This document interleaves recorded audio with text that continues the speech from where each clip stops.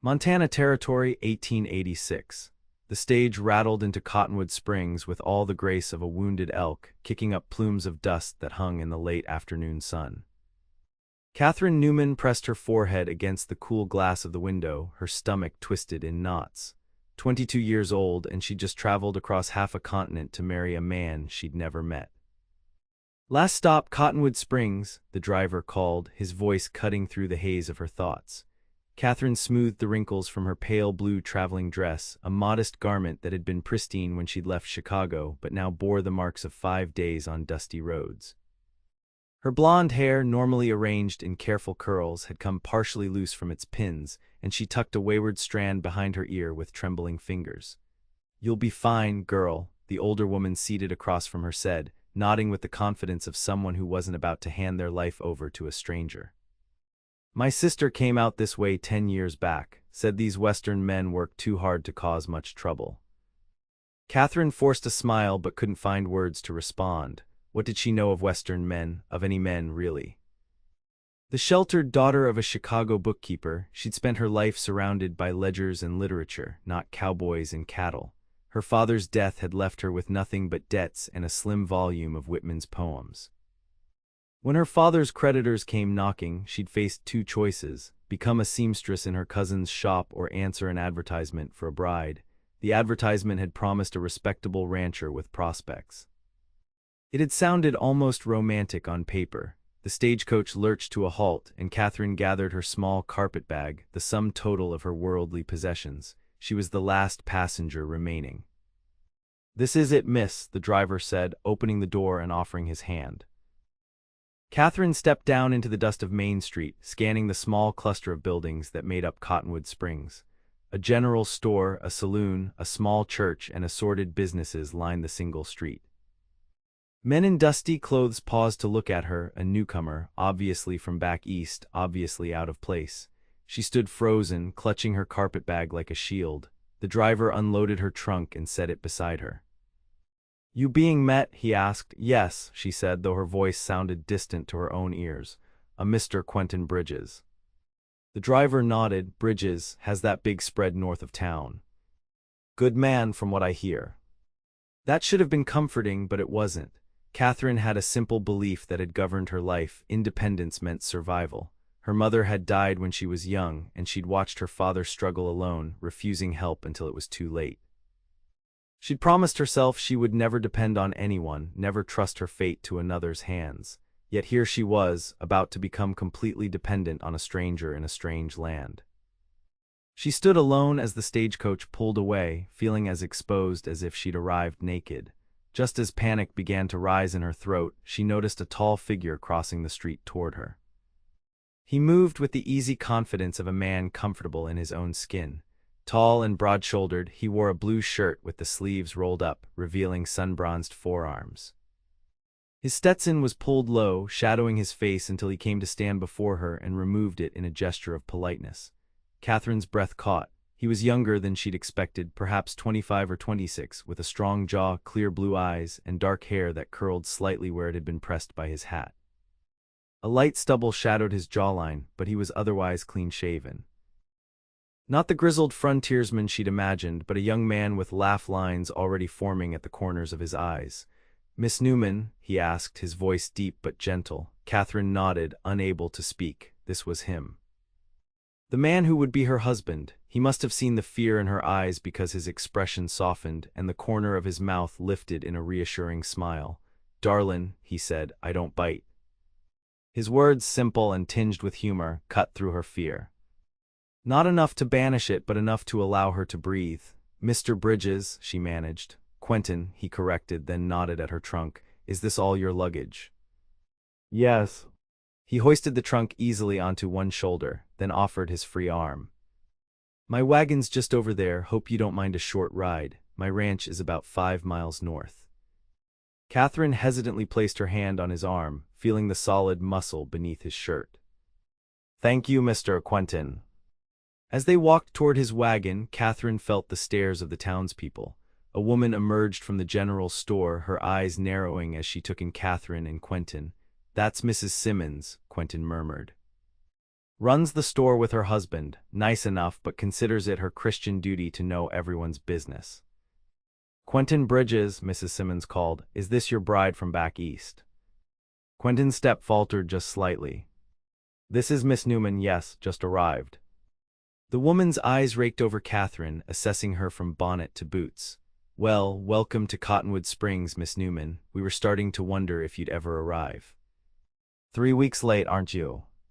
Catherine felt heat rise to her face. There were delays with the trains and then… No need to explain, Quentin interrupted gently. We should get going before it gets dark. He helped her into the wagon, a well-maintained vehicle with a fresh coat of green paint, then secured her trunk in the back. As he climbed up beside her and took the reins, Catherine noticed how his hands were calloused but clean, the nails trimmed short. They pulled away from the town in silence. Catherine watched as the buildings of Cottonwood Springs receded, replaced by open prairie dotted with cottonwoods and pine. The late afternoon sun cast long shadows across the rolling landscape. I'm sorry about Mrs. Simmons, Quentin finally said. Small towns. It's all right, Catherine replied, though it wasn't. She'd expected to be an object of curiosity but not suspicion. I suppose we have a lot to talk about, he said, keeping his eyes on the trail ahead. Catherine nodded, though he wasn't looking at her. I suppose we do. Your letters, he began, then paused. Well, they were proper nice, educated like. My father insisted I receive a good education, she said. It was one of the few gifts he'd been able to give her. That's good, Quentin nodded. Real good. Not much call for book learning out here, but it's good all the same. Another silence fell between them, heavy with unspoken questions. Catherine stole a glance at his profile. He was undeniably handsome, his features strong but not harsh, yet there was something in the set of his shoulders that spoke of burdens carried alone. You're younger than I expected, she finally said. Quentin's eyebrows rose and a small smile touched his lips. Am I? How old did you think I was? I don't know, older, 40 perhaps. He laughed then, a genuine sound that transformed his face. 40. Do I write like an old man? No, I just thought, she trailed off, embarrassed, that only desperate old men advertise for wives, he finished for her, but there was no bitterness in his tone. Fair enough, I'm 26. Been running the ranch on my own for 5 years now. On your own? My pa died 5 years back, pneumonia. Ma passed when I was 12. He said it matter-of-factly, with the tone of someone who had long ago made peace with loss. Ranch is about 500 acres, not the biggest but good land, got about 200 head of cattle, some horses. Couple of hands who help with the herd. He was describing her future home, Catherine realized, the place where she would live out her days. It's a hard life, he continued, his voice softening. I won't lie to you about that. But it's a good life too, honest work, beautiful country. Catherine looked out at the landscape spreading before them. The setting sun painted the distant mountains in shades of purple and gold. It was beautiful in a wild, untamed way that both frightened and exhilarated her. Why did you advertise for a wife? The question slipped out before she could stop it. Quentin's hands tightened on the reins, then relaxed. Honest answer. Please. Running a ranch takes two. There's the outside work, that's what I do, and then there's all the rest. Cooking, keeping accounts, mending, tending the garden. He glanced at her. I've been trying to do it all, and not doing any of it well enough. It was a practical answer, lacking in romance but honest. Catherine appreciated that, even as something inside her deflated slightly. And why did you answer my advertisement? He asked, turning the question back on her. Catherine considered lying, painting herself as motivated by adventure or dreams of the West, but if he could be honest, so could she. My father died. There were debts, I had nowhere else to go. Quentin nodded slowly. I'm sorry about your father. Thank you. Listen, he said after a moment, I know this isn't, well, it's not how most people start, but we can make it work. I'm not expecting, that is, we don't have to. He cleared his throat. What I mean is, we can take our time, get to know each other proper. If you decide this isn't for you, I'll make sure you have the means to go wherever you want. Catherine looked at him, surprised by the offer. That's very generous. It's not generous, it's decent. He met her eyes briefly, then looked back at the trail. I'm not looking for a servant, Miss Newman. I'm looking for a partner. The word partner hung in the air between them. It was both less and more than what Catherine had expected. Less romantic, perhaps, but more respectful. The man beside her was not the brute she had feared, nor the desperate old man she had imagined. He was, perhaps, someone she could come to respect, maybe even like. As they crested a small rise, Quentin pointed ahead. There it is. Cottonwood Ranch. Catherine leaned forward. In the valley below sat a sturdy log house, larger than she had expected, with a wide porch wrapping around two sides. A barn and several outbuildings stood nearby, and in the distance she could see cattle grazing in fenced pastures. Smoke rose from the chimney and the windows glowed with lamplight. "It's beautiful," she said, and meant it. Quentin's face brightened at her approval. "Been working on the house this past year, added on a proper kitchen and another bedroom. There's indoor plumbing, not common out here, but I figured it was worth the expense." As they approached, Catherine saw the care that had gone into the place. The yard was swept clean, flower beds lined the path to the porch, and everything had the look of being well maintained. Quentin drew the wagon to a halt in front of the house. Before helping Catherine down, he turned to her, his expression earnest. "I want you to be happy here, Miss Newman. I can't promise it'll be easy, but I can promise I'll do right by you." Catherine looked into his clear blue eyes and saw no deception there, only hope and perhaps a touch of the same fear she felt herself. "Thank you, Mr. Bridges," she said. "I'll try to do right by you as well." He smiled then, a smile that reached his eyes and lightened his whole countenance. "Reckon that's a good start." As he helped her down from the wagon, Catherine felt a flicker of something she hadn't expected to feel: hope. Perhaps this strange arrangement, this marriage of convenience, could become something more than just survival. But even as that thought formed, she reminded herself of her father's fate. Dependency was dangerous. Hope was a luxury she couldn't afford. She had come to this wild place to survive, not to lose herself in dreams of happiness. Yet as Quentin Bridges opened the door to his home, their home, and ushered her inside with a gentle hand at her back, Catherine Newman couldn't quite silence the whisper in her heart that said maybe, just maybe, she had found not just shelter, but sanctuary. The interior of the ranch house surprised Catherine. She had expected rough-hewn furniture and sparse decoration, but the main room was warm and inviting. A stone fireplace dominated one wall, with comfortable-looking chairs arranged before it. Bookshelves lined another wall, filled with books, she noted with surprise, and a solid oak table with 6 chairs stood in what served as the dining area. "Let me show you around," Quentin said, setting her carpet bag down. The tour didn't take long. Besides the main room, there was a well-appointed kitchen with a modern cast-iron stove, a small study, and 2 bedrooms separated by a short hallway. "This will be your room," he said, opening the door to a chamber containing a neatly made bed, a dresser, and a washstand. "Mine's across the hall. Thought you'd want your privacy." Catherine stepped into the room, touched by the consideration. "It's lovely. Not much in the way of feminine touches," he admitted, "but I figured you'd want to make it your own." On the dresser sat a small vase containing wildflowers, their blue and yellow blossoms bright against the polished wood.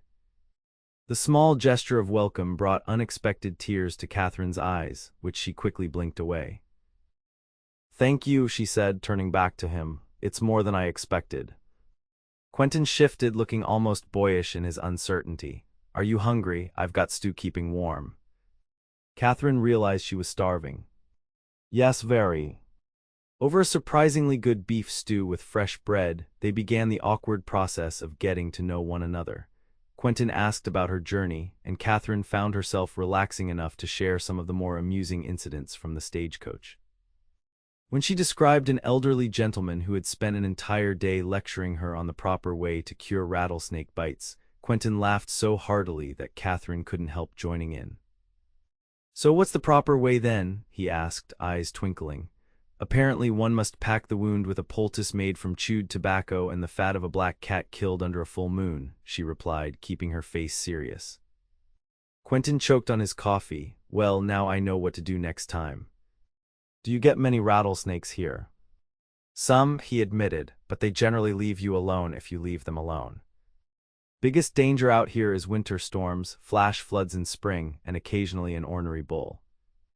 As they cleared the dishes together, Quentin insisted on helping, Catherine gathered her courage to ask the question that had been on her mind since they arrived. When do you want to, that is, when should we be married? Quentin set down the plate he was drying, his expression thoughtful. I was thinking we might give ourselves some time, get to know each other. Maybe in a month or so, if you're still willing. Relief washed through her. That seems sensible. Meanwhile, I can sleep in the bunkhouse with the hands. No one in town need know our arrangements. You don't have to do that, Catherine protested. This is your home. It's your home too now, he said simply, and I want you to feel safe here.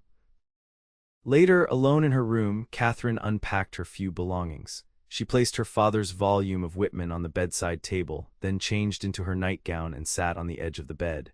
The day had been overwhelming. Quentin Bridges was not what she had expected, younger, kinder, more educated than she had imagined. But she reminded herself not to be naive. People showed their best selves at first.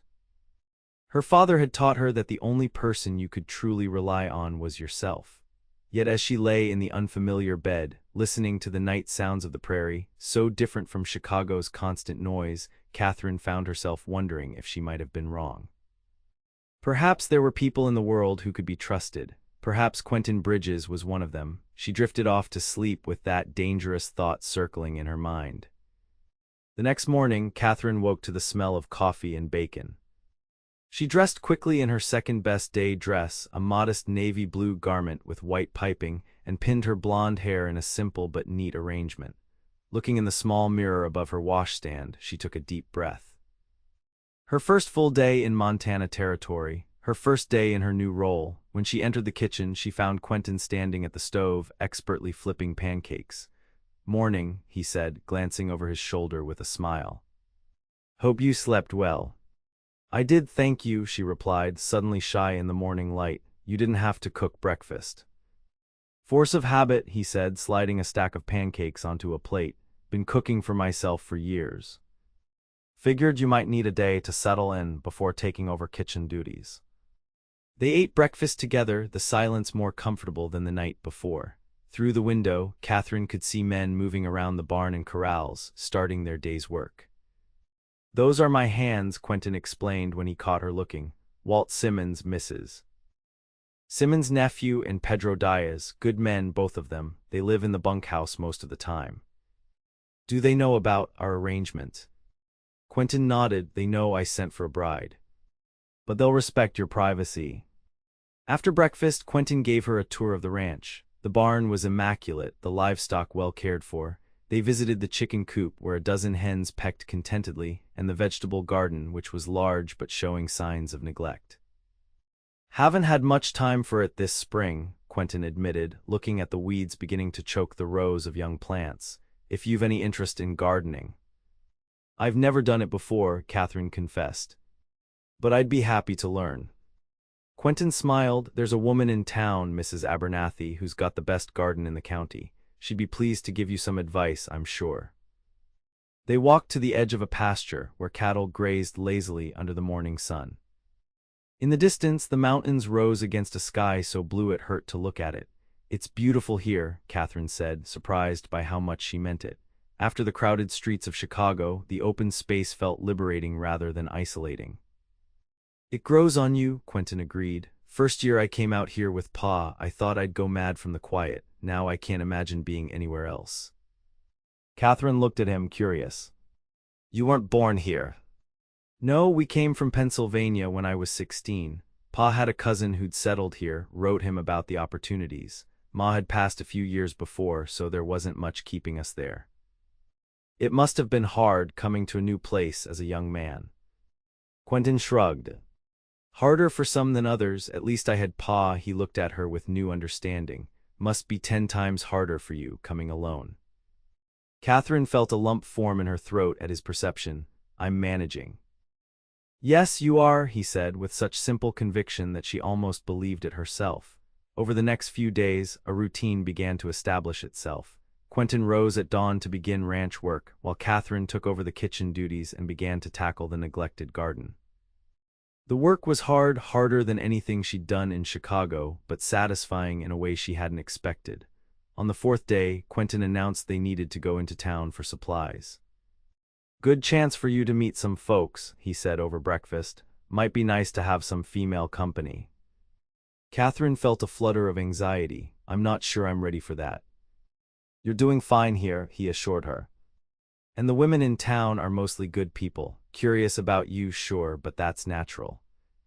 Reluctantly, Catherine agreed. She wore her best dress, a forest green cotton with modest lace at the collar and cuffs, and took extra care with her hair.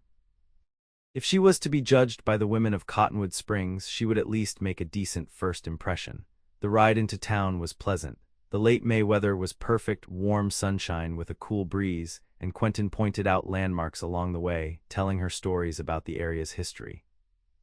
Catherine found herself laughing at his tale of a bear that had wandered into the saloon 2 summers ago, causing the town drunk to swear off whiskey for a full month. Cottonwood Springs looked different in the morning light.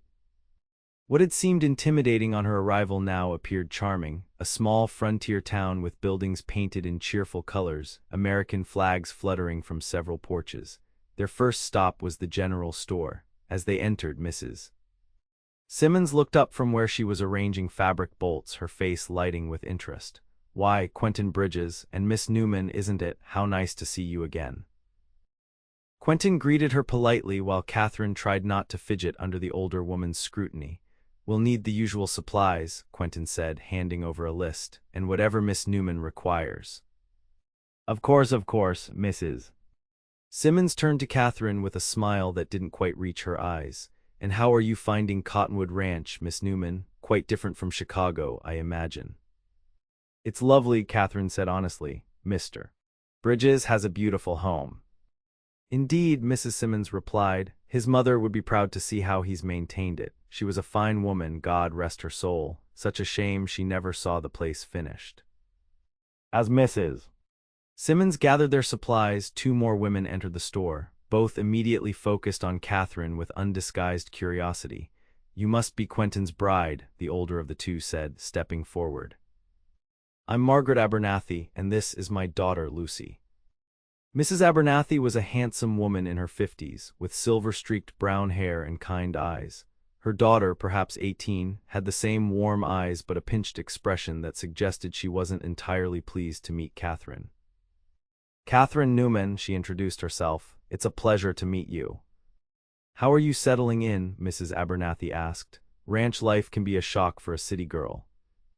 I'm learning, Catherine said carefully, aware of all the eyes on her. Mr. Bridges mentioned you have quite a talent for gardening. Mrs. Abernathy beamed. Did he now? Well, I'd be happy to share some advice. Why don't you come by for tea tomorrow afternoon? My place is just past the church. Before Catherine could respond, Quentin stepped up beside her. That's a kind offer, Mrs. Abernathy. I'm sure Catherine would enjoy that. Catherine nodded, though the thought of social calls already made her nervous. Thank you, that would be lovely. Lucy Abernathy's face darkened at the exchange, and she turned away to examine a display of ribbons.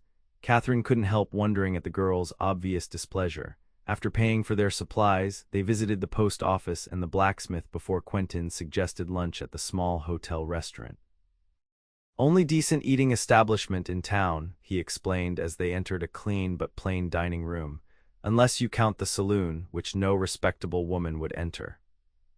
The food was simple but good, roast beef sandwiches and fresh-baked apple pie. As they ate, Catherine noticed how people kept glancing their way, whispering behind menus and napkins. Is it always like this? She asked quietly. Quentin followed her gaze, then grimaced. Small town, new faces are big news. They'll lose interest eventually. Will they? Catherine wasn't so sure. There was something in the way some of the women looked at her, particularly Lucy Abernathy, that suggested more than simple curiosity. Quentin seemed to read her thoughts. Lucy had hopes I might court her, he said quietly. Nothing ever came of it. She's a nice girl, but you sent for a bride instead, Catherine finished. It wasn't like that, Quentin insisted. Lucy's father wants her to marry Frank Dawson. He's the banker's son.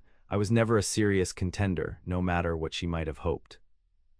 Catherine nodded, but the information unsettled her. She hadn't considered that Quentin might have had other options locally. Why would a handsome, established young rancher need to send away for a wife? As if sensing her discomfort, Quentin changed the subject, telling her about plans to drive some cattle to the railroad at Fort Benton later that summer. Catherine listened, asking questions when appropriate, but her mind kept returning to the mystery of why this man had chosen the uncertainty of a mail-order bride over the women of his own community. On their way out of town, they passed the small church just as the minister was sweeping the steps. He was a tall, gaunt man with kind eyes that crinkled when he smiled. "Quentin," he called. "Won't you introduce me to your companion?" Quentin pulled the wagon to a stop. "Reverend Thomas, this is Miss Catherine Newman. Catherine, this is Reverend James Thomas, our preacher and the closest thing we have to a doctor around here." Catherine nodded politely. "A pleasure to meet you, Reverend." "The pleasure is mine, Miss Newman. We've been hearing about Quentin's Eastern bride for weeks now. It's good to put a face to the anticipation." Catherine felt her cheeks warm at being referred to as Quentin's bride when they hadn't yet married or even properly discussed the ceremony. Quentin must have noticed her discomfort because he quickly changed the subject. "How's Mrs. Thomas' rheumatism? That willow bark tea helping any?" The men chatted briefly about the Reverend's wife and parish matters before Quentin moved the conversation back to its logical conclusion. "We should be thinking about setting a date, Reverend, for the wedding." Catherine's heart jumped at the direct statement. Reverend Thomas beamed. Of course, come by any time to discuss it. "Sunday after services, perhaps." "We'll do that," Quentin promised, then bid the minister goodbye. As they drove away from town, Catherine sat in silence, her thoughts churning. The trip had made her situation real in a way it hadn't been before. She was expected to marry Quentin Bridges, to become his wife in every sense. The people of Cottonwood Springs already saw her that way, a mail-order bride, a curiosity, possibly an interloper. Quentin seemed to sense her disquiet. "Town's a lot to take in all at once," he said gently. "Don't let it overwhelm you." Catherine nodded, but couldn't find words to express the tangle of emotions inside her. Fear, yes, but also something else, a strange pull toward the man beside her, toward the life he was offering. It terrified her how tempting it was to simply surrender to it, to let herself believe that happiness might be possible here. But she knew better. Happiness was fleeting, security was an illusion, the only constant was change, and rarely for the better. She had seen it with her father, how quickly fortune could turn, how devastating dependency could be. As they approached the ranch, Quentin cleared his throat. "About what I said to the Reverend." "It's all right," Catherine interrupted. "We do need to set a date, that was our arrangement." Quentin frowned slightly. "It's not just an arrangement to me, Catherine. I'd like it to be more than that, for both of us." The sincerity in his voice caught her off guard. "What do you mean?" "I mean I'd like us to have a real marriage. Not just a practical partnership, though that's important too." He kept his eyes on the trail ahead, his profile strong against the afternoon sky. "I know we're strangers still, but I admire what I've seen of you these past days. Your courage in coming out here, your willingness to learn, your kindness." Catherine didn't know how to respond. No man had ever spoken to her with such directness about his feelings, nor with such evident respect. "I don't expect you to feel the same," he continued when she remained silent. "Not yet, but I hope you might in time." Catherine began, then faltered. What could she say? That she was afraid to feel anything for him? That she had promised herself never to depend on anyone the way her father had depended on his debtor's mercy? "You don't have to say anything," he assured her. "Just think about it. We have time." But as they pulled up to the ranch house, Catherine wasn't sure that time would make a difference. The problem wasn't Quentin Bridges, it was her own fear, her own unwillingness to risk her heart. That evening, as she prepared supper, Catherine found herself watching Quentin as he worked at the table, going over accounts in a leather-bound ledger. His dark hair fell across his forehead as he bent over the figures, and occasionally he would frown and tap his pencil against the page, lost in calculation. There was a steadiness to him that Catherine found reassuring. In the few days she had known him, he had never raised his voice, never shown impatience, never made her feel unwelcome. He worked from dawn until dusk, then came in to help with whatever needed doing inside. Was this a man she could trust? Could she build a life with him, knowing that at any moment everything could change? As if sensing her gaze, Quentin looked up and smiled, a simple, genuine smile that reached his eyes and made something flutter in Catherine's chest. Perhaps, she thought as she turned back to her cooking, the real risk wasn't in trusting him, but in never allowing herself to try. The next afternoon, Catherine walked nervously up the path to Mrs. Abernathy's neat white house. She had borrowed Quentin's gentlest mare for the ride into town, surprised to discover she remembered enough of her childhood riding lessons to manage the journey. Mrs. Abernathy welcomed her warmly, ushering her into a parlor decorated with colorful quilts and dried flower arrangements. The tea was already laid out on a small table, alongside a plate of cookies that made Catherine's mouth water. "I'm so glad you came," Mrs. Abernathy said, pouring tea into delicate cups that seemed out of place on the frontier. "A new face is always welcome, especially one as pretty as yours." Catherine murmured her thanks, accepting a cup and a cookie. "Now," Mrs. Abernathy continued, settling back in her chair, "tell me how you're finding Cottonwood Springs." "It's very different from Chicago," Catherine admitted, "but beautiful in its own way." "And Quentin's ranch? Is it to your liking?" "Very much so. He's built a lovely home."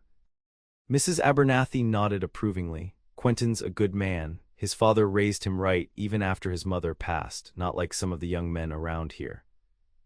The conversation flowed more easily than Catherine had expected.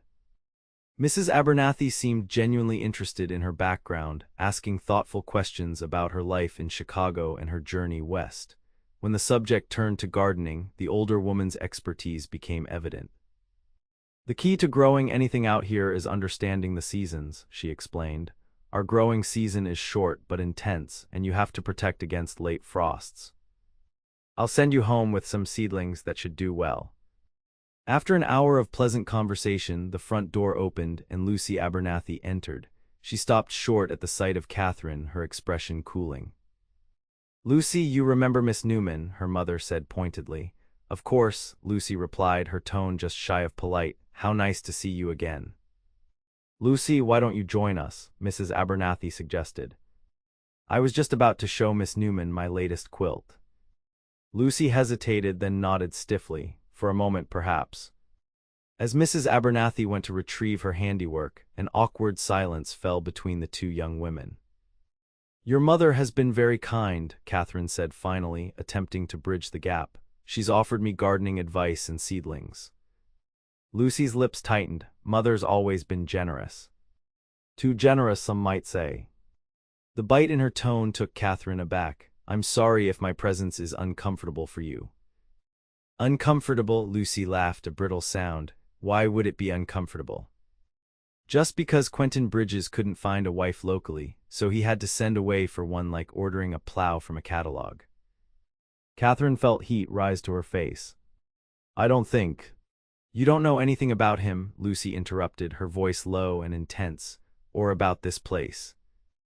You think you can just walk in and take what others have worked years to build." Before Catherine could respond, Mrs. Abernathy returned, holding a beautiful star-patterned quilt. She must have sensed the tension because she gave her daughter a sharp look. "Lucy, would you bring us some more hot water for the tea?" Lucy rose with obvious reluctance. "Yes, Mother." When she had gone, Mrs. Abernathy sighed.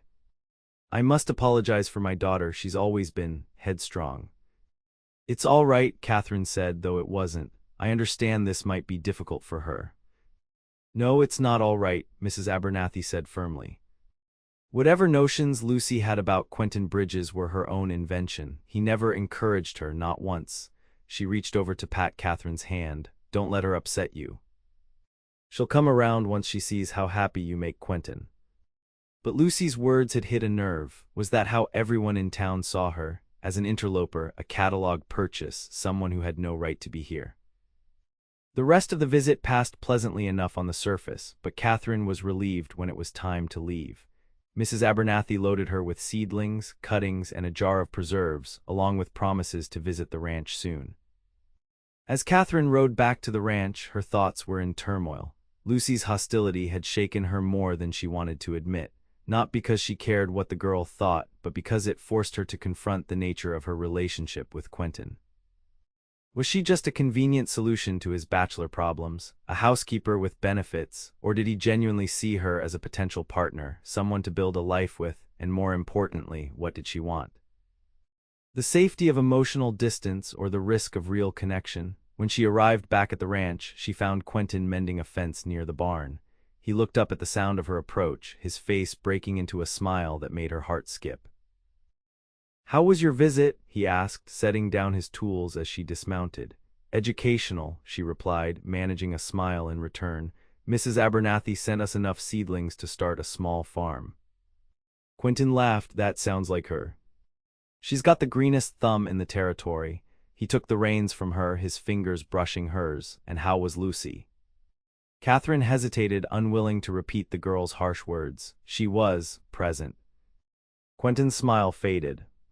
"She said something to upset you." "It's nothing," Catherine insisted, turning to unload the plants from her saddlebags. Quentin gently turned her back to face him. "It's not nothing if it put that look on your face." "What did she say?" Catherine sighed. "She implied that you had to send away for a wife because no local woman would have you, that I'm some kind of catalog purchase." Anger flashed in Quentin's eyes. "That's not fair to you." "Or to me." "Isn't it?" Catherine challenged, surprising herself with her boldness. "Why did you send for a bride, Quentin? Why not court someone local, someone who understands this life, who belongs here?" Quentin ran a hand through his hair, visibly collecting his thoughts. "Can we sit down for this conversation?" Catherine nodded and they moved to the porch, sitting side by side on the sturdy bench Quentin had built. For a long moment he was silent, looking out over the land that was his home.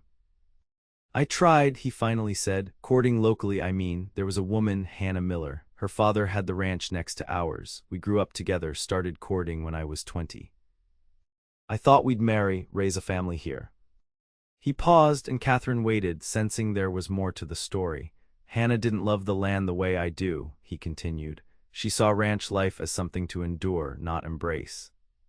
When her father died and left her the ranch, she sold it as fast as she could and moved to Denver. Said she'd spent enough years watching the sky for rain and praying that cattle prices would hold." "I'm sorry," Catherine said softly. Quentin shrugged, but she could see the old hurt in his eyes. After that, there weren't many options in Cottonwood Springs. Lucy's had her eye on Frank Dawson since she was 16, whatever she might say now. The other eligible women are either too young or, he hesitated, or looking for something I can't give them, a life in town, social standing, fancy things. He turned to look at her directly. "I need someone who understands that this land isn't just property, it's a way of life. It's demanding and sometimes cruel, but it gives back tenfold if you're willing to work with it, not against it. And you thought a stranger from Chicago might understand that better than women who grew up here." Catherine couldn't keep the skepticism from her voice. "I thought a woman brave enough to travel across the country to marry a man she'd never met might have the courage to embrace a new way of living," Quentin replied quietly. "I thought someone who chose this life with open eyes might value it more than someone who feels trapped in it." His words hung in the air between them, challenging and honest. Catherine found she couldn't look away from his face, from the sincerity in his blue eyes. "I didn't advertise for a housekeeper, Catherine, or a bedmate." A flush rose to his cheeks at the blunt words. "I advertised for a wife, a partner. Someone to share this life with, the good and the bad." Catherine felt something shift inside her, a crack in the wall she had built around her heart. "I don't know if I can be that person," she admitted. "I don't know if I trust myself to depend on someone else that way." "Because of your father?" Quentin asked gently. Catherine nodded, surprised he had made the connection. "He trusted the wrong people, depended on promises that were broken. In the end, he had nothing." "Except you," Quentin pointed out. "He had you."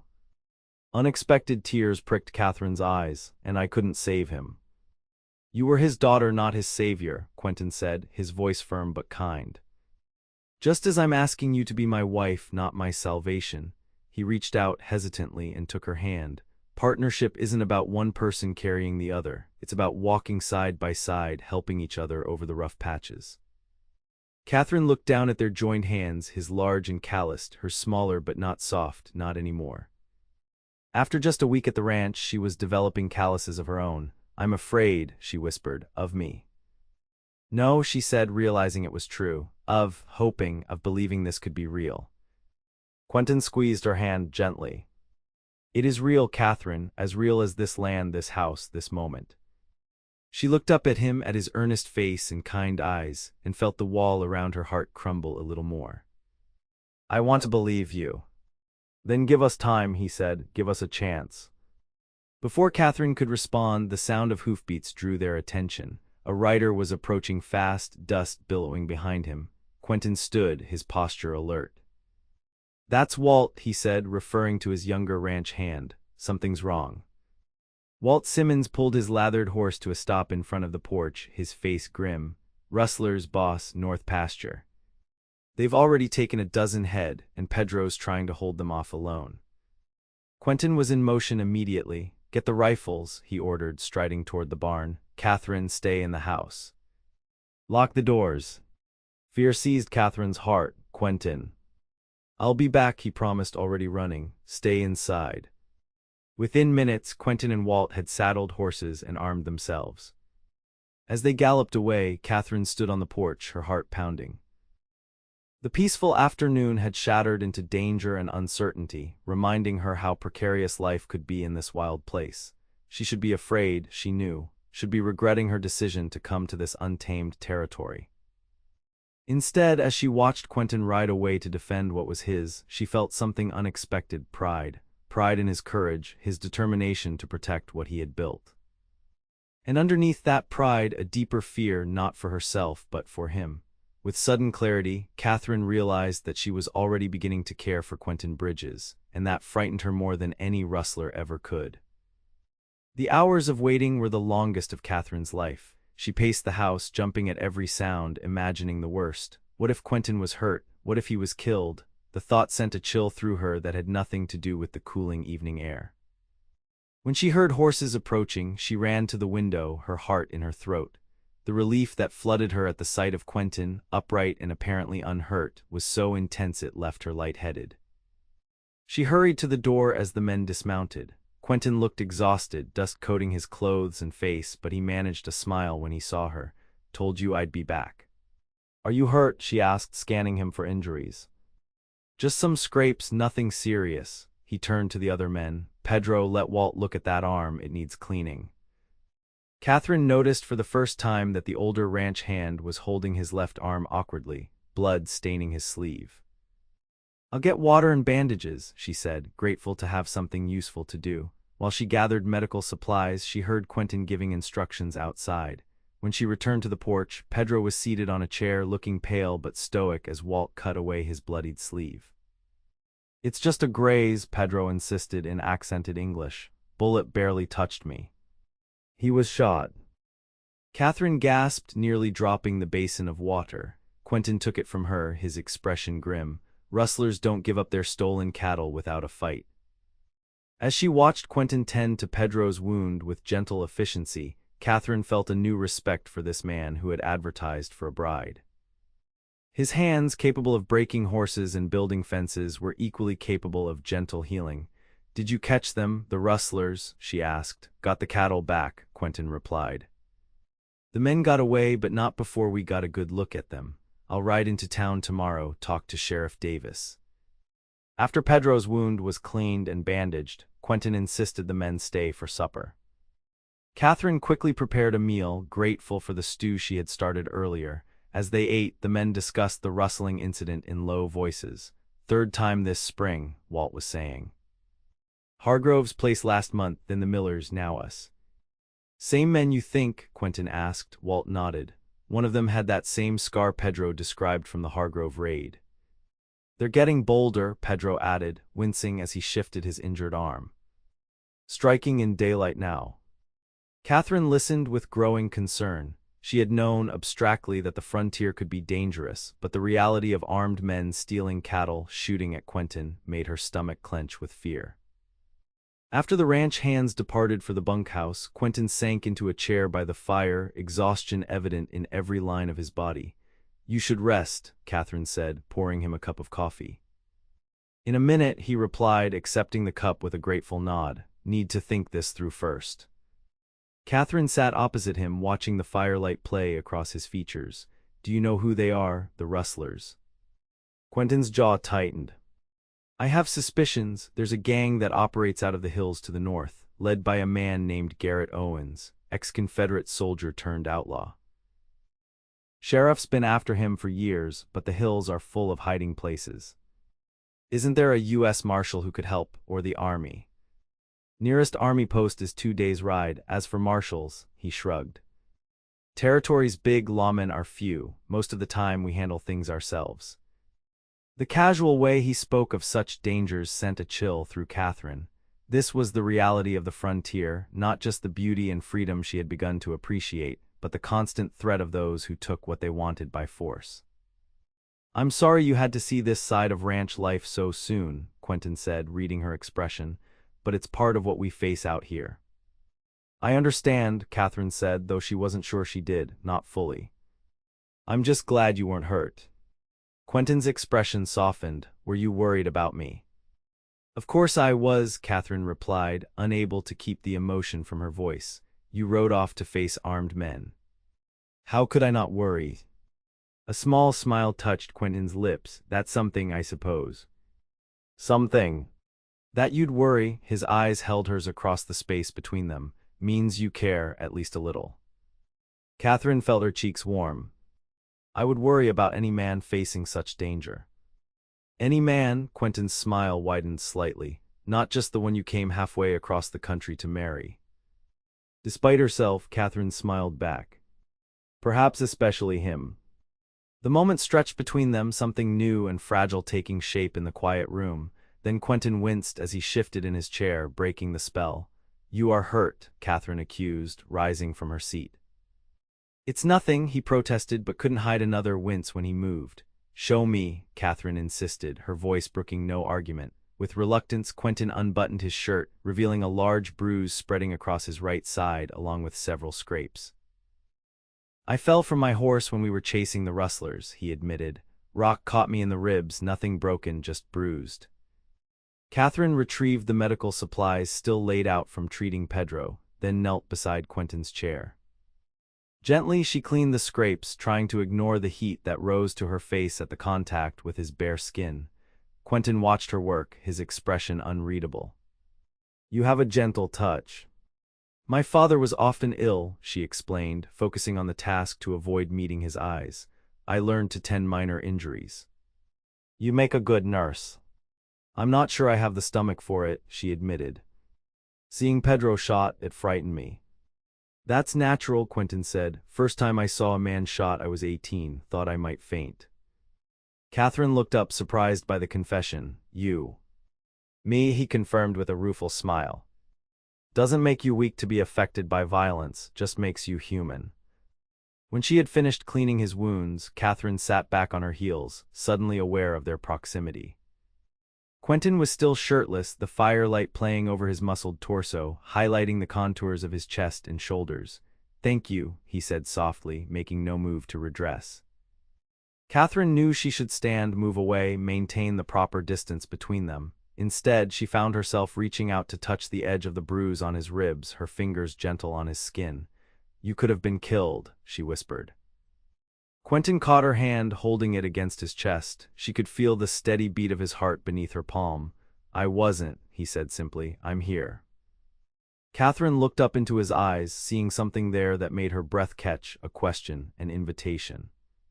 Slowly giving her every chance to pull away, Quentin leaned forward. Their lips met in a gentle kiss, so soft it was barely a touch. Catherine had been kissed before, awkward, fumbling kisses from boys at church socials, but never like this. Never with such tenderness, such care. When Quentin pulled back, his eyes searched hers. I've been wanting to do that since you stepped down from that stagecoach. Catherine found herself smiling, her heart beating wildly, even with fear in my eyes. Especially then, he admitted. Made me want to show you there was nothing to fear. Is there, she asked, suddenly serious, nothing to fear? Quentin's expression sobered. I can't promise that, Catherine. This life has dangers, you saw that today. But I can promise I'll do everything in my power to keep you safe, to build something good here with you. The sincerity in his voice touched something deep inside her. For the first time since her father's death, Catherine felt the hard shell around her heart truly begin to crack. "I think," she said carefully, "that I might be falling in love with you, Quentin Bridges, and that terrifies me more than any rustler." Joy bloomed in Quentin's eyes. "Loving someone is always a risk," he said softly. "But some risks are worth taking." As he leaned in to kiss her again, Catherine knew she was crossing a line from which there was no returning. She was choosing to trust, to hope, to believe that this man and this place could be her home not just in name, but in her heart. It was the bravest thing she had ever done. The next morning, Catherine woke to the smell of coffee and the sound of Quentin moving quietly in the kitchen. Her lips still tingled from his kisses, and the memory of their conversation brought both a smile to her face and a flutter of anxiety to her stomach. They had crossed a threshold last night, not physically, for Quentin had been a perfect gentleman, but emotionally, she had allowed herself to be vulnerable in a way she had sworn never to be again. When she entered the kitchen, dressed for the day in a simple blue work dress, Quentin looked up with a smile that warmed her from within. "Morning," he said, his voice holding a new intimacy that made her blush. "Sleep well?" "Yes," she replied, suddenly shy. "And you, how are your ribs?" "Sore, but I'll manage." He poured her a cup of coffee, then handed it to her, his fingers lingering against hers. "I need to ride into town today, talk to the sheriff about those rustlers." Catherine nodded, trying to hide her disappointment. She had hoped for a quiet day together, a chance to explore this new understanding between them. "Will you be gone long?" she asked. "Most of the day, likely," he replied. "But I was thinking, tomorrow's Sunday. We could attend church together, then speak to Reverend Thomas about setting a date." The words sent a thrill through Catherine, part excitement, part fear. This was happening. She was going to marry Quentin Bridges, become his wife in every sense. "Unless you've changed your mind," Quentin added, uncertainty creeping into his voice at her silence. "No," Catherine said quickly. "I haven't changed my mind. Sunday sounds perfect." The relief and joy in Quentin's eyes confirmed she had made the right decision. He stepped closer, setting down his coffee cup to take her hands in his. "I know this isn't how most people start," he said, echoing his words from days earlier, "but I believe we can build something special here, Catherine, something real." "I'm beginning to believe that too," she admitted. Quentin smiled, then leaned down to place a gentle kiss on her lips. "I'll be back before dark," he promised. "Will you be all right here alone?" "I'll be fine," she assured him. "I have plenty to do in the garden with all those seedlings Mrs. Abernathy gave me." After breakfast, Quentin saddled his horse while Catherine packed him a lunch of bread, cheese, and cold meat. As she handed him the bundle, he pulled her close for one more kiss. "Be careful," she said, thinking of the rustlers still at large. "Always am," he replied with a wink that belied his words. Catherine watched him ride away, a tall, straight figure against the morning sky, then turned to face her day. The garden awaited, along with bread to bake and mending to do. Simple tasks that were becoming familiar, even comforting, in this new life. As she worked in the garden, planting Mrs. Abernathy's seedlings in neat rows, Catherine found her thoughts returning to her conversation with Quentin the night before. She had admitted she might be falling in love with him, a confession that had surprised her as much as it had pleased him. Was it true? Could she, in the space of a week, have developed real feelings for this man? The evidence suggested she had. The terror she had felt watching him ride toward danger, the relief when he returned unharmed, the warmth of his kisses, these were not the reactions of a woman merely concerned for her future security. Catherine paused, wiping sweat from her brow with the back of her hand. The Montana sun was warm, the sky an endless blue overhead. In the distance, cattle grazed peacefully, and closer to the house, chickens scratched in their pen. It was a scene of pastoral tranquility that belied the danger they had faced just yesterday. This was Quentin's world, beautiful and harsh, peaceful and dangerous. A world where a man might risk his life to protect what was his, then return home to kiss his soon-to-be wife with infinite gentleness. Could she truly belong in such a place? Could she be the partner Quentin needed, strong enough to face the challenges, brave enough to open her heart? The questions followed her throughout the day as she completed her chores. By late afternoon, the bread was baked, the mending done, and the garden weeded. Catherine was just considering what to prepare for supper when she heard horses approaching, more than one, from the sound of it. Her first thought was that Quentin had returned with company, perhaps the sheriff. But when she stepped onto the porch, her heart stuttered. 3 men on horseback were approaching, none of them Quentin. Catherine retreated inside, closing and locking the door. Quentin kept a rifle above the fireplace, she knew, but she had never fired a gun in her life.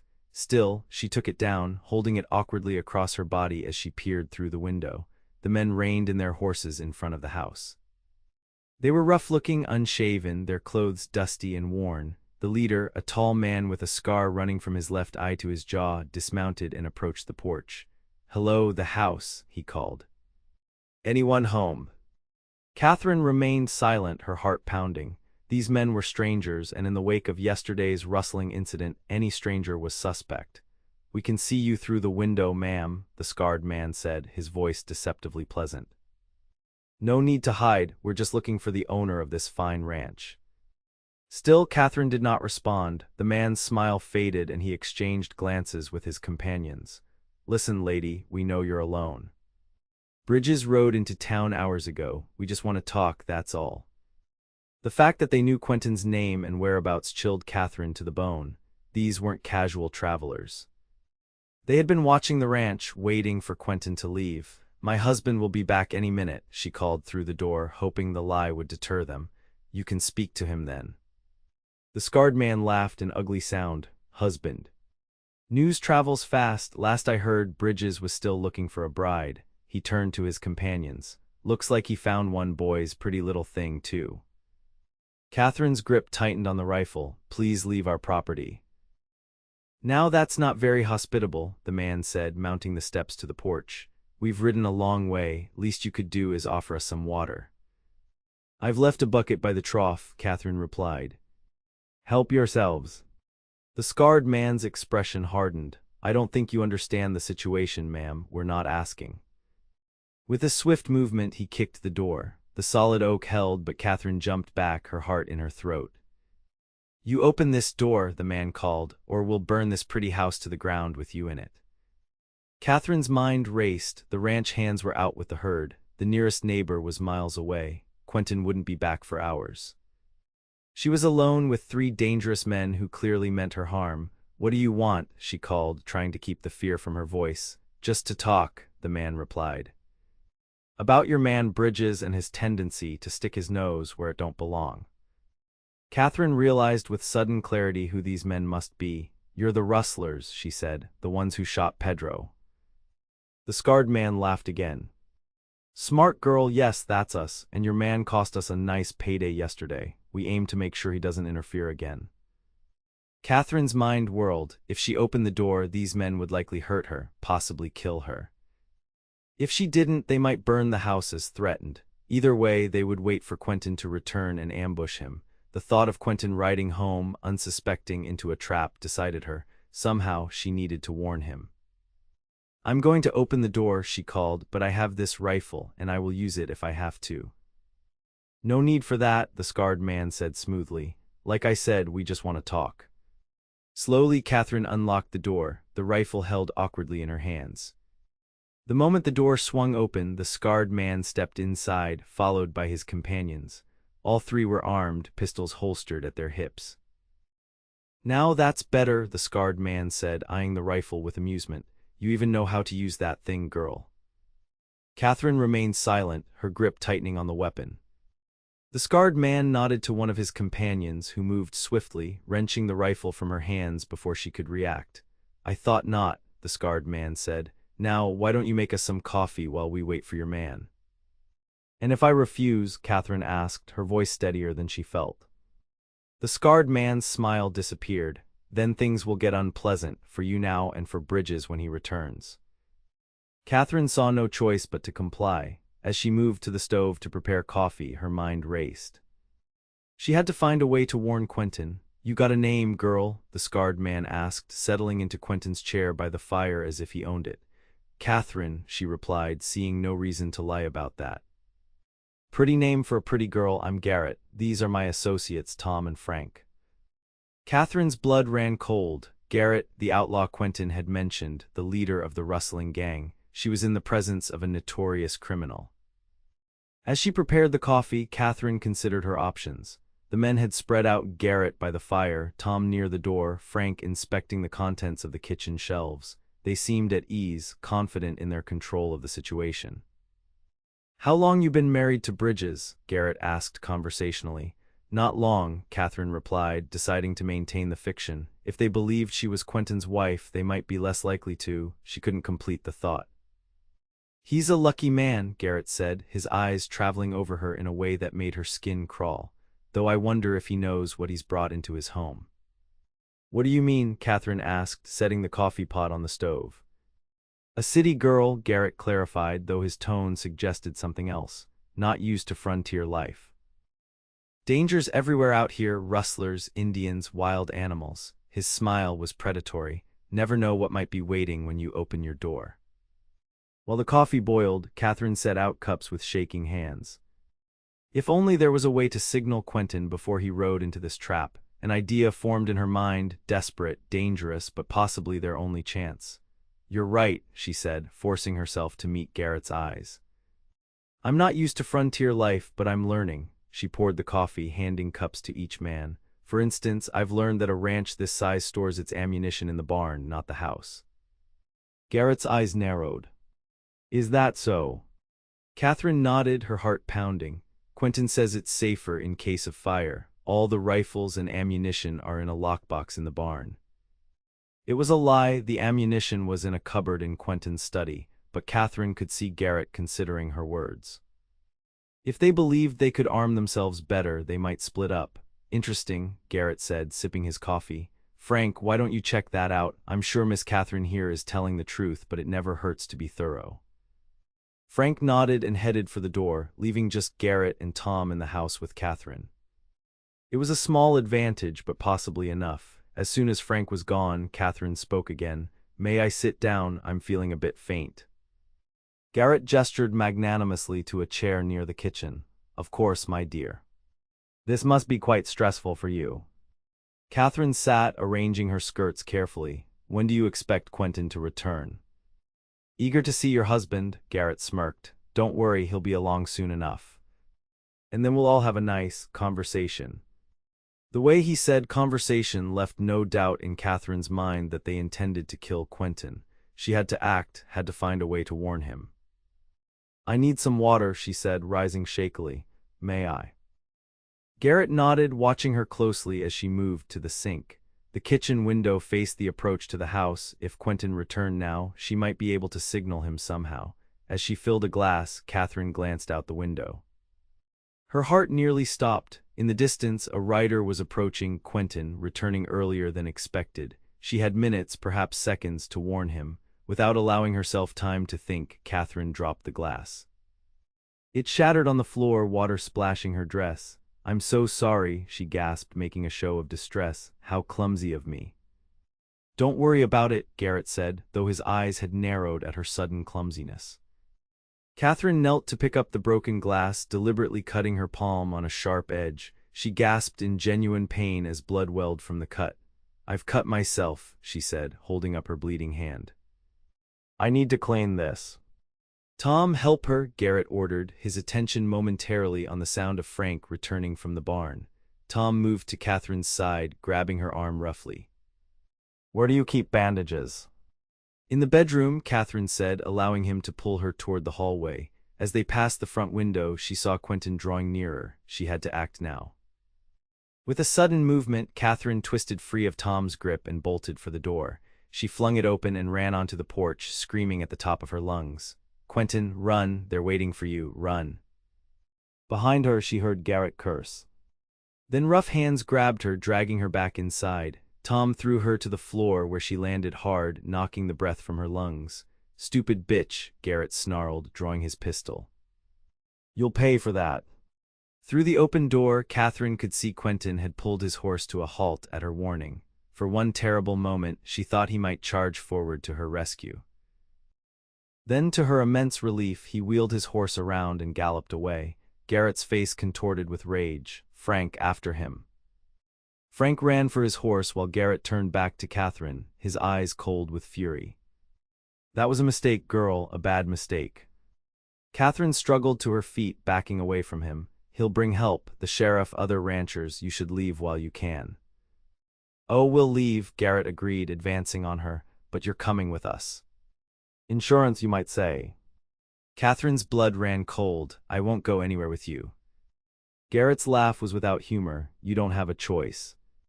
Before she could react, he struck her across the face with an open hand, the force of the blow sending her sprawling.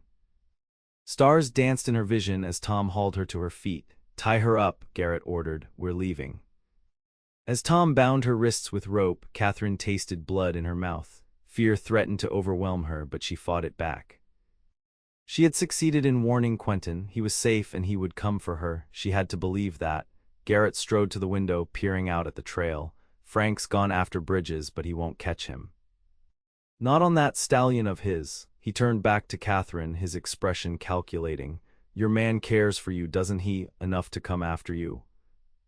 Catherine remained silent, unwilling to give him the satisfaction of an answer, though they both knew the truth.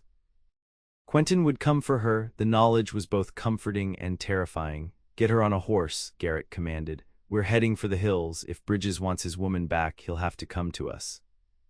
On our terms. As Tom dragged her outside to the waiting horses, Catherine took one last look at the ranch house, the home that had so quickly become dear to her. She thought of Quentin's words the night before. Loving someone is always a risk. He had been more right than either of them knew. Quentin Bridges rode hard, his mind racing faster than his horse's hooves.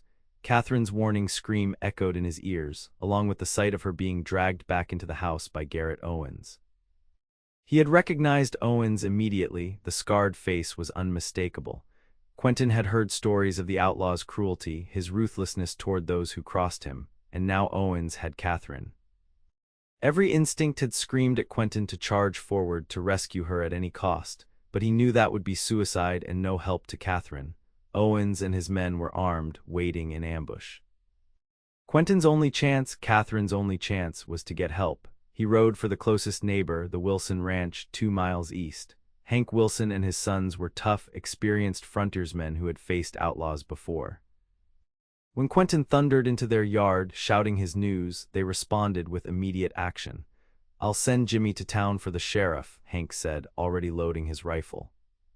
Rest of us will come with you. Within minutes, 5 armed men, Quentin, Hank Wilson, his 2 adult sons, and their ranch foreman, were riding hard for the Bridges Ranch. But when they arrived, the house stood empty, the front door swinging in the breeze. They've taken her, Quentin said, dismounting to examine the tracks in the yard. Fresh hoofprints led away from the ranch, heading north toward the hills. 3 riders, 1 horse carrying double, the younger Wilson son observed, reading the signs. They've got maybe a 30-minute head start. Quentin's heart clenched at the thought of Catherine, bound and frightened, being carried away by a known killer. We have to go after them now, he said. They're heading for the hills. If they reach the caves up there, we'll never find them. Hank Wilson nodded grimly. We'll track them as far as we can before dark. Sheriff and his posse will follow when they arrive. The men remounted and set off, following the trail north. Quentin rode at the front, his eyes fixed on the tracks, his mind on Catherine. She had risked her life to warn him. The memory of her voice, desperate and determined, tore at his heart. If anything happened to her, he couldn't complete the thought. She had to be alive, had to be safe. The alternative was unthinkable. As they rode, the sun began to sink toward the western horizon, casting long shadows across the landscape. The trail led them into increasingly rough country, rocky outcroppings, steep ravines, stands of pine that offered perfect hiding places for ambush. We need to be careful, Hank warned as they entered a narrow pass between 2 rocky ridges. Owens knows these hills better than we do. No sooner had he spoken than a shot rang out, the bullet kicking up dirt at Quentin's horse's feet. The men scattered for cover as more shots followed. That came from the ridge to the east, the Wilson foreman called, returning fire. Quentin peered around the boulder he was using for cover, scanning the ridgeline. Movement caught his eye, a figure ducking behind a rock. I see one of them, he called. Just one shooter, I think, a lookout. Trying to slow us down, Hank agreed. Owens and the others are probably still moving with the girl. The thought of Catherine being taken further from him while they were pinned down here was unbearable. We need to get past him, Quentin said. I'll draw his fire. You circle around behind him. Before the others could protest, Quentin darted from cover to cover, making himself a target. As expected, the shooter focused on him, allowing the Wilson brothers to work their way up the ridge unnoticed. Minutes later, the shooting stopped and the younger Wilson called down, "All clear." It was Frank Doyle, one of Owen's men. "Dead?" Quentin asked, emerging from cover. "Wounded," says Owens, "and Tom Miller took your woman to the old mining camp in Eagle Canyon." Quentin's blood ran cold. Eagle Canyon was the most remote, dangerous part of the hills, a maze of abandoned mining tunnels, steep cliffs, and dense forest. The perfect place for an outlaw to hole up or to set a trap. When they reached the ridgeline, they found Frank Doyle propped against a rock, blood seeping from a wound in his shoulder. He glared up at Quentin with hatred in his eyes. "She's dead anyway," he spat. "Owens doesn't leave witnesses." Quentin grabbed the wounded outlaw by his shirt front, rage boiling inside him. "If she's harmed, I will hunt you to the ends of the earth." "You'll never find her in time," Doyle laughed, a sound that ended in a groan of pain. "Owens knows those tunnels like the back of his hand. He'll disappear with her, use her to draw you in, then kill you both." Hank Wilson placed a restraining hand on Quentin's shoulder. "We're losing daylight," he said quietly. "We need to move." Quentin released Doyle, who slumped back against the rock. The elder Wilson's son volunteered to take the wounded outlaw back to meet the sheriff, while the rest of them continued the pursuit. As they rode toward Eagle Canyon, Quentin's fear for Catherine grew with each passing minute. The sun was setting, painting the sky in shades of red and gold that would soon give way to darkness. Tracking in the night would be nearly impossible. "We should make camp," Hank suggested as the last light faded. "Continue at first light." "No," Quentin said firmly. "I'm going on." Doyle said they were taking her to the mining camp. "I know the way." "It's dangerous riding these trails in the dark," Hank warned. "More dangerous for Catherine the longer she's with Owens," Quentin replied. His voice softened. "I appreciate your help, Hank, all of you. But I can't stop now." Hank studied him for a long moment, then nodded. "Then we'll all go, but carefully." They rode through the gathering darkness, moving slowly, alert for any sign of ambush. The moon rose, providing just enough light to follow the trail. Quentin led the way, every sense straining for some indication of Catherine's presence. He found himself praying, something he hadn't done with any regularity since his mother's death. "Please, let her be safe. Let me find her. I can't lose her now." It was past midnight when they finally approached the abandoned mining camp. A cluster of dilapidated buildings huddled in a small clearing, surrounded by the black mouths of mine entrances. A faint light glowed from the window of what had once been the foreman's cabin. "They're there," Quentin whispered, indicating the light. "Two horses in the corral." The men dismounted, tethering their horses a safe distance away, then crept toward the camp on foot. As they drew closer, Quentin could make out voices, a man's low rumble, then a woman's response. Catherine's voice, defiant even in captivity. His heart soared at the sound. She was alive. Hank motioned for them to spread out, surrounding the cabin. Quentin and the foreman crept to the back, while Hank and his son took the front. Through a gap in the cabin's wall, Quentin could just make out the interior. Catherine sat on a crude bench, her hands bound before her, a bruise darkening one cheek. The sight of that bruise sent a wave of fury through Quentin, so intense he nearly gave away their position. Garrett Owens paced before her, his scarred face animated as he spoke. Another man, Tom Miller, sat by the door, rifle across his knees. "Your man's taking his time," Owens was saying. "Maybe he doesn't care for you as much as you thought." "He's smarter than you give him credit for," Catherine replied, her voice steady despite her obvious fear. "He won't ride blindly into your trap." Owens laughed. "Then maybe I don't need you after all." He drew his pistol, pointing it at Catherine's head. "Maybe I should just finish this now." Quentin had seen enough. He signaled to the foreman, then to Hank across the clearing. On a count of 3, they would act. 1, 2, 3. Hank and his son crashed through the front door while Quentin and the foreman burst in from the rear. Tom Miller, caught by surprise, barely had time to raise his rifle before the foreman's shot took him in the chest. Owens, however, reacted with the speed of a cornered rattlesnake. He grabbed Catherine, yanking her in front of him as a shield, his pistol pressed to her temple. "Drop your weapons," he snarled, "or she dies right now." The cabin froze in a tableau of tension, Owens and Catherine in the center, the rescuers at each end, weapons raised but unable to fire for fear of hitting Catherine.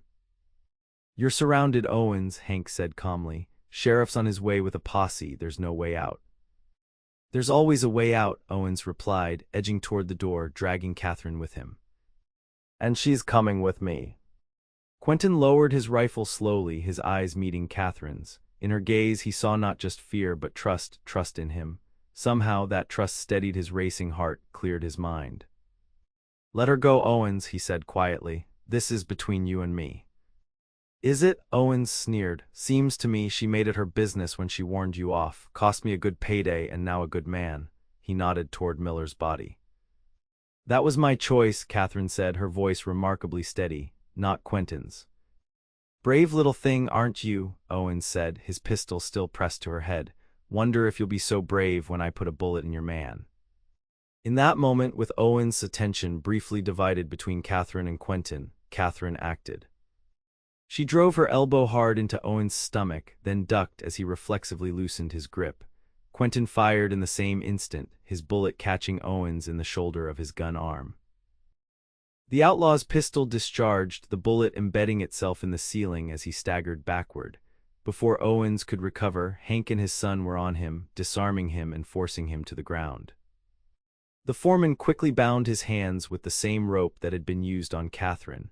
Quentin rushed to Catherine, cutting her bonds with his knife, then gathering her into his arms.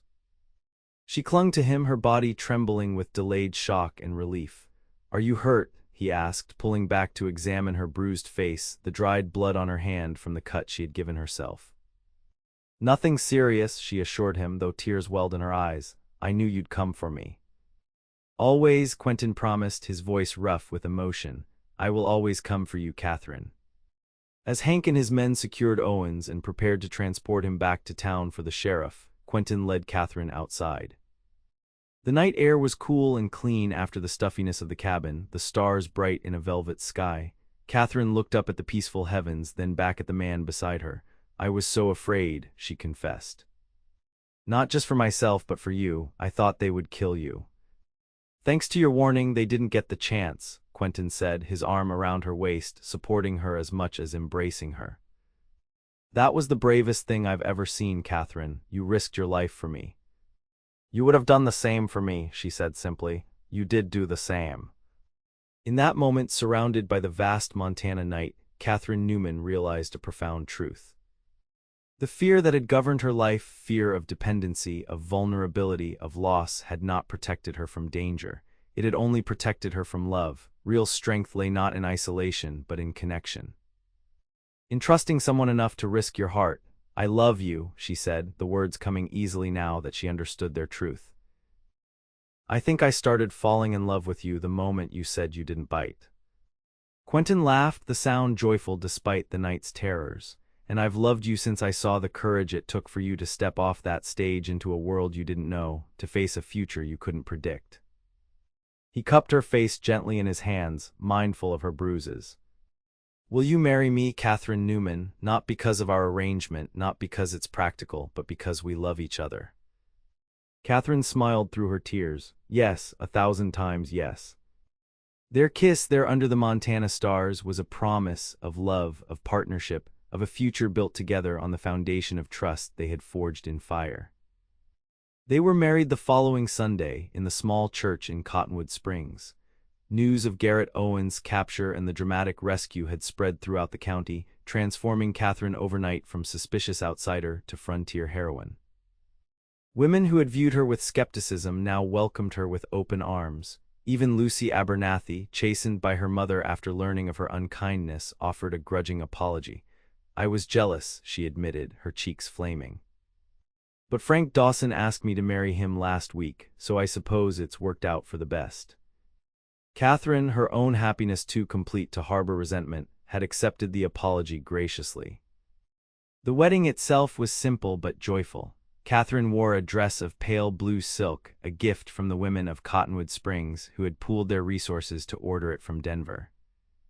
Quentin, resplendent in a new suit, watched her walk down the aisle with such love in his eyes that several older women dabbed at tears.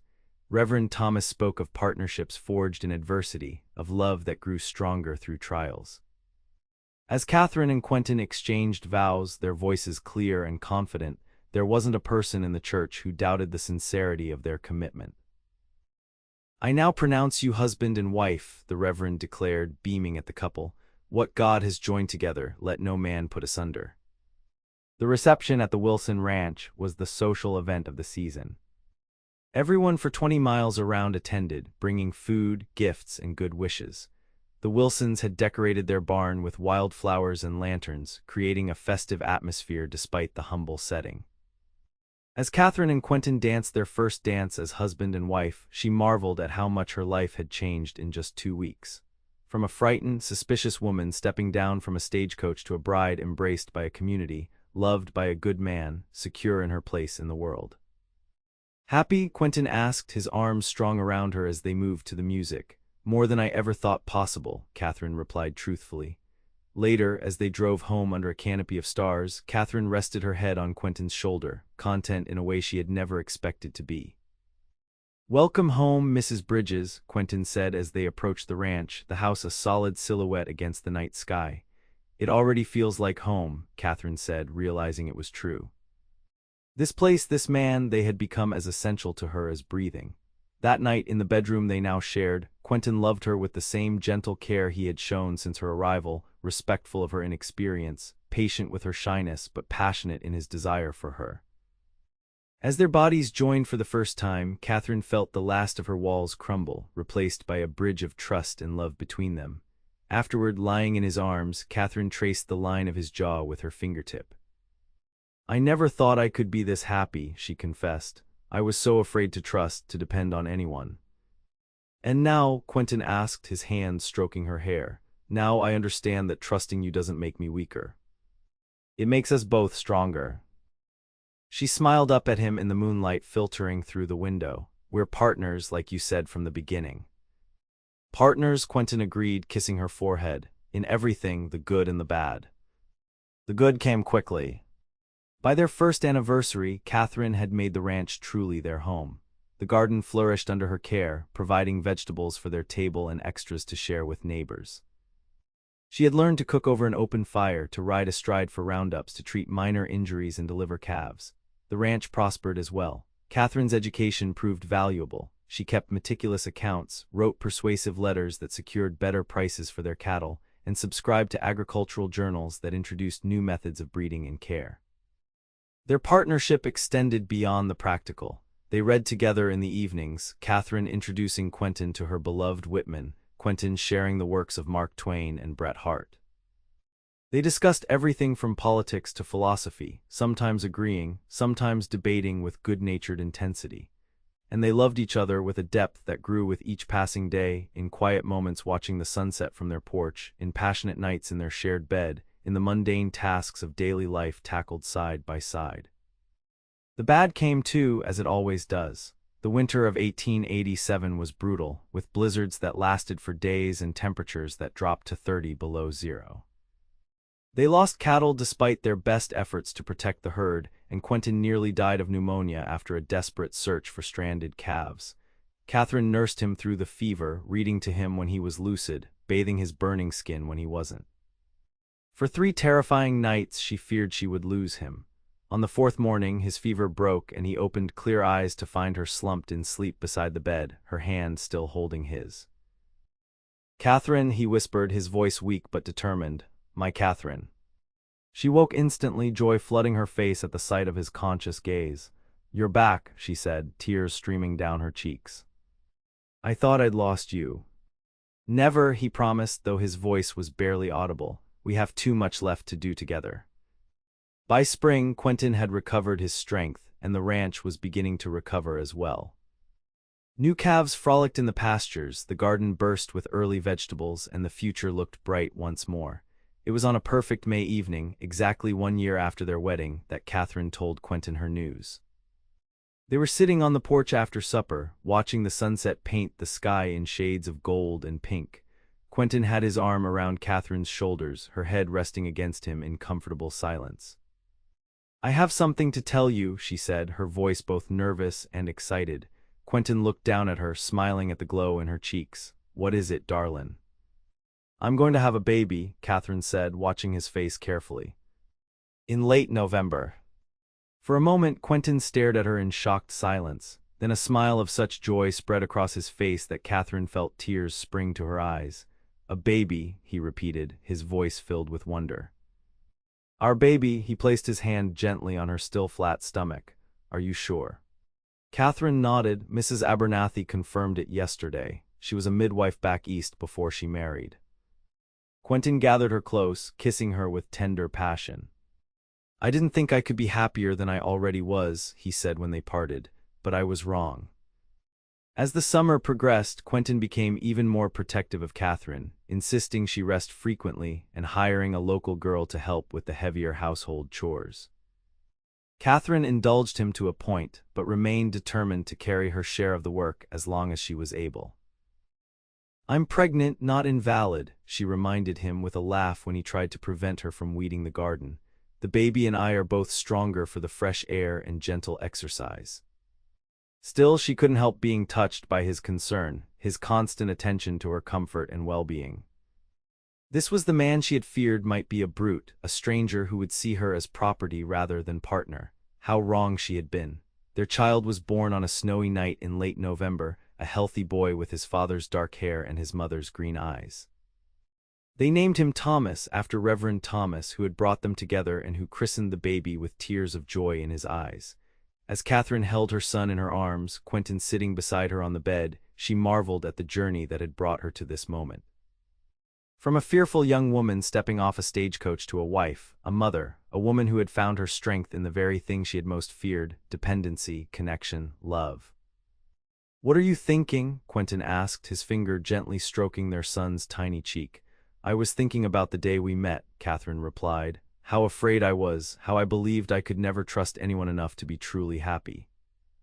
"And now?" Quentin asked, just as he had on their wedding night. Catherine smiled, looking from her husband to their child and back again. "Now I know that the greatest risk I ever took was also the one that saved me. Loving you, trusting you, it didn't make me weak. It made me whole." Quentin leaned forward to kiss her, his lips gentle on hers. "The mail-order bride with fear in her eyes," he murmured. "Look at you now, Quentin Bridges, fearless." "Not fearless," she corrected him, "but brave enough to face my fears with you beside me. That's all anyone can ask for."